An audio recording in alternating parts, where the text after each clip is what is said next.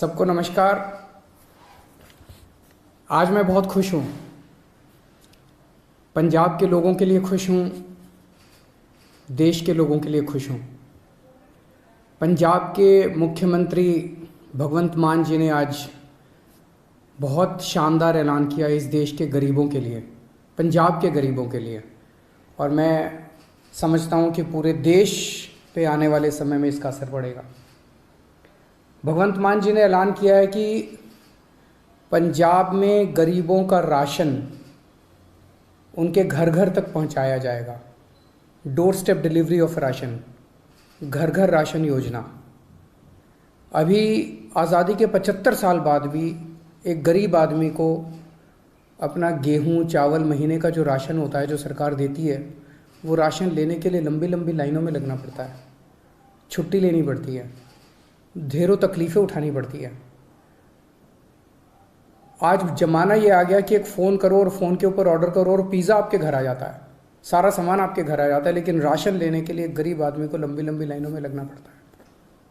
तो घर घर राशन योजना के तहत लोगों का गेहूं या आटा या दाल जो भी है, चावल, वो अच्छी सी पैकिंग करके, बोरी में पैकिंग करके आपके घर का जितना भी बनता है वो आपके घर में सरकार हर महीने आपके घर में दे के आएगी।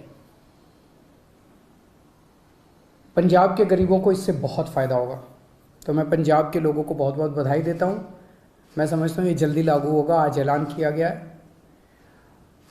दिल्ली में पिछले 4 साल से हम लोग इस योजना को, door step delivery of ration की योजना को लागू करने के लिए बहुत संघर्ष कर रहे हैं। सब कुछ हो चुका था, हमने सारा काम कर लिया था। केंद्र की भाजपा सरकार ने इसको रोक दिया, इसे करने नहीं दिया। ये सही नहीं है। लेकिन अंग्रेजी में एक कहावत है, you cannot stop the idea whose time has come. जिस आइडिया का समय आ चुका है उसको कोई नहीं रोक सकता, उसको कोई ताकत नहीं रोक सकती, फिर उसके पीछे कुदरत लग जाती है।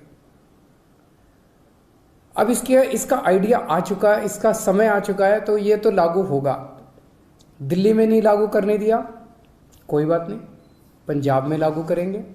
पंजाब में लागू होगा, सारा देश देखेगा, सारे देश के लोग इसकी मांग करेंगे, पूरे देश में लागू होगा। जैसे आज मोहल्ला क्लिनिक दिल्ली में बने, पूरे देश में बन रहे हैं। दिल्ली के अंदर जो जो चीज़ें लागू कर रहे हैं, पूरे देश में लागू होती जा रही हैं। पिछले कुछ वर्षों में आप लोगों ने, सबने देखा कि किस तरह से दिल्ली के लोगों के कामों को रोका गया, किस तरह से हम मोहल्ला क्लिनिक बनाना चाहते थे, मोहल्ला क्लिनिक को 2 साल तक रोक दिया, लेकिन फिर बनाए हम लोगों ने। सीसीटीवी कैमरे पूरी दिल्ली में लगाना चाहते थे, उनको 3 साल तक फाइल रोक दी केंद्र ने। स्कूल बनाना चाहते हैं, उनको रोका जाता है। अस्पताल बनाना चाहते हैं, उनको रोकने की कोशिश की जाती है। पिछले 75 साल से